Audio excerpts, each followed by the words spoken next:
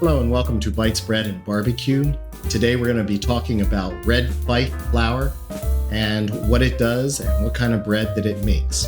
So if you're interested in Red Fife making bread, come along with us. We're going to take a trip.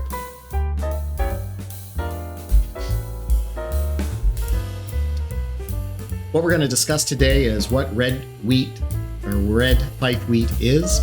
We're going to prepare flour for baking. We're going to mix all of our ingredients together. And then we're going to go through 2 rises and bake bread to make delicious Red Fife bread.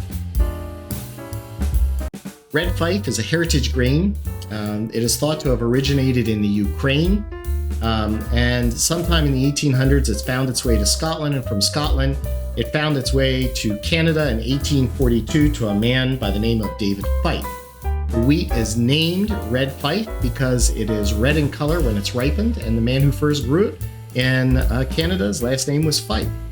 When it is ground, it has 50% more fiber than traditional American flours and 25% more protein.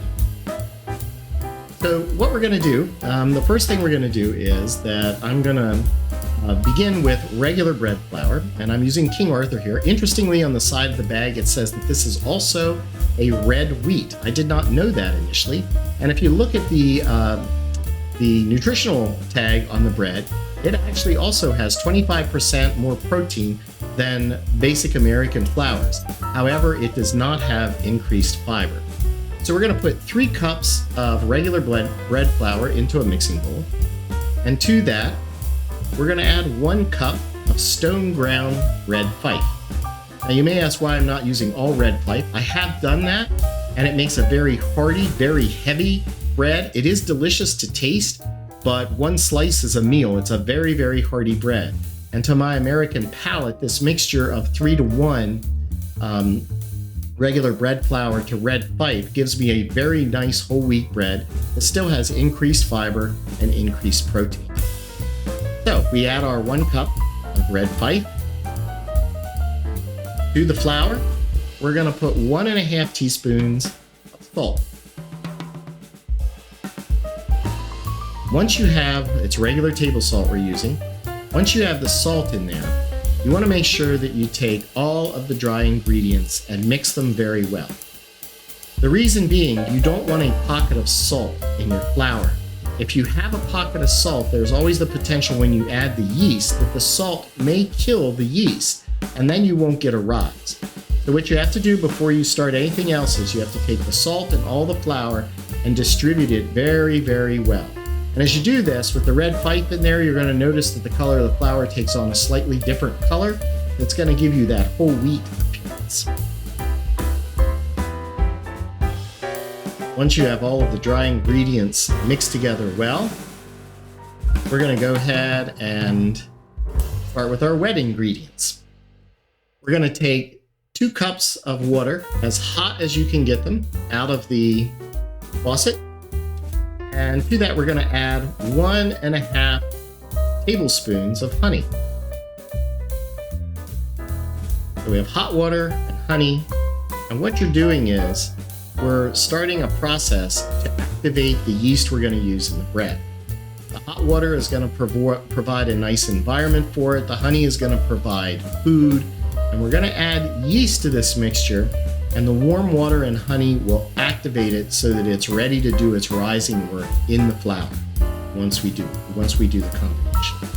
So here we're going to add a 1/2 teaspoon of yeast to this mixture. And I know you're going to see me do it twice. I just happen to have a 1/4 teaspoon sitting on the counter, so I did it twice, but it is in fact a 1/2 teaspoon of yeast. And you want to mix that well so that it's completely combined. And once the yeast is completely dissolved into the water-honey mixture, you're going to set it aside for 15 minutes to activate the yeast. So here we are, and we're going to set it aside for 15 minutes. We come back in 15 minutes, and you notice it has a head on it, and it's going to smell slightly like beer. We're going to take that activated yeast mixture, and we're going to add it to the dry ingredients. Once we do that, I recommend mixing these by hand until all of the liquid is incorporated into the flour. So you don't see any dry flour and you don't see any of the water mixture sitting. I've tried doing this with a mixer, and as soon as you put the mixer into the dry ingredients and water, it shoots water and flour all over the counter. So do it by hand, and you can continue to mix by hand. Or what I did in this case was that I used a bread hook with a standing mixer and put that into the dough. And you want to continue to mix that dough for 3 to 5 minutes so that it's completely incorporated. Once it is incorporated, it's going to give you a very malleable, tenacious dough to work with going forward to make our bread. I'll show you here, once we're finished mixing, what that's going to look like. So as you see, as I lift the bread hook here, you can see how tenacious this is, and heavy, obviously. But we're going to separate that from the bread hook. And notice that it really doesn't stick to my finger at all. You want to get as much of the dough off the bread hook as you can.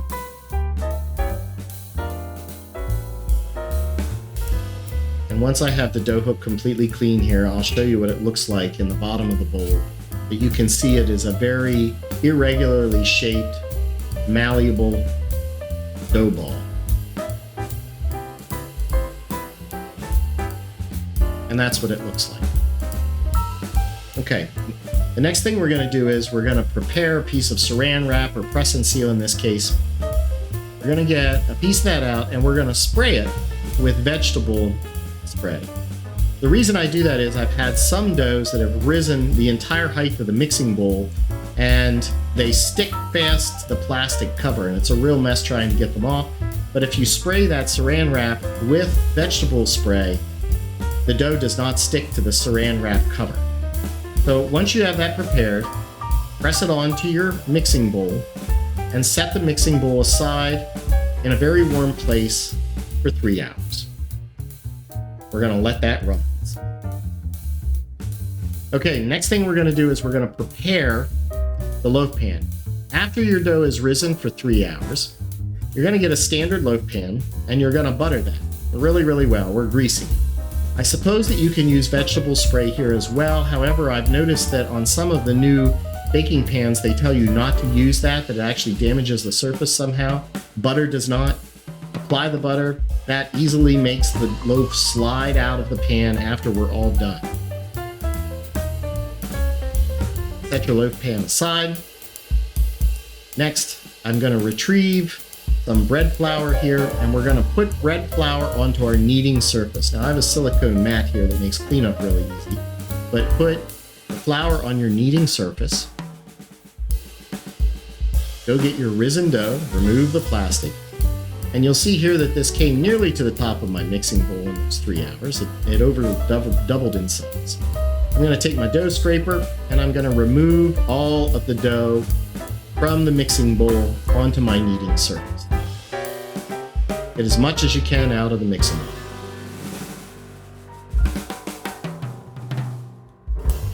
Once I have all the dough onto the kneading surface and the floured area, I do like to flip the dough so that there is some flour on all surfaces and that it doesn't stick fast to the mat or whatever surface you happen to be kneading. So you're going to see me take this, and the top of the dough that's on my mat right now, I'm going to flip upside down so that that also gets a flour covering. Grab my dough ball, and you see it really doesn't stick much to my hands here. We're going to flip that. Now we're going to take this dough ball and we're going to start to fold. You're going to turn it 90 degrees and you're going to fold it back on itself. Then you're going to turn it 90 degrees again and fold again. Do not push the air out of this loaf. Just keep folding. This builds gluten and structure into your bread ball. You do this about 10 or 12 times, turning it in quarters and folding it back on itself. And after you've done this 10 or 12 times, we're going to take this and we're going to form it into more of a regular ball of dough and roll it around on the surface. And the trick here is to pull it towards you. That's what makes it a really good dough ball. Whenever you're making any kind of bread, You pull that, you grab it and pull it towards you. Now we want to make sure it's the size of the loaf pan. So we're going to push it down. Do not push the air out, but try to stretch this loaf to the size of the loaf pan, and then without squashing it. And then we're going to roll it into a log, and we're going to place that log into the loaf pan. And there you have it. We're going to take that and we're going to cover it with a towel, and we're going to set it aside for another hour. We're at this time going to preheat our oven to 450 degrees Fahrenheit or 232 degrees Celsius. After the second rise is complete, we're going to remove the towel, and you'll see here that the bread has risen approximately 1/3 above the edge of the loaf pan. We're going to take a very sharp knife, or in this case a razor blade, make some incisions across the top of the bread.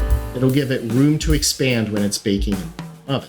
The other thing that we're going to do is we're going to put a baking sheet in the bottom of the oven with some ice cubes. This will give us steam to give us a hearty crust. But after it's baked here, you can see you have an artisan crust on a nice loaf-sized bread.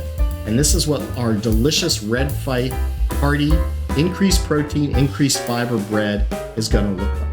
Remove that from the oven after 40 minutes of baking and allow it to cool in a rack and enjoy. I hope you enjoyed this Red Fife tutorial. If you found it enjoyable, please subscribe to our station below and hit the like button. It helps me with YouTube. You can also visit us on our YouTube channel, Bytes Bread and Barbecue, and we also have a website, bytesbreadandbarbecue.com. You can find us there.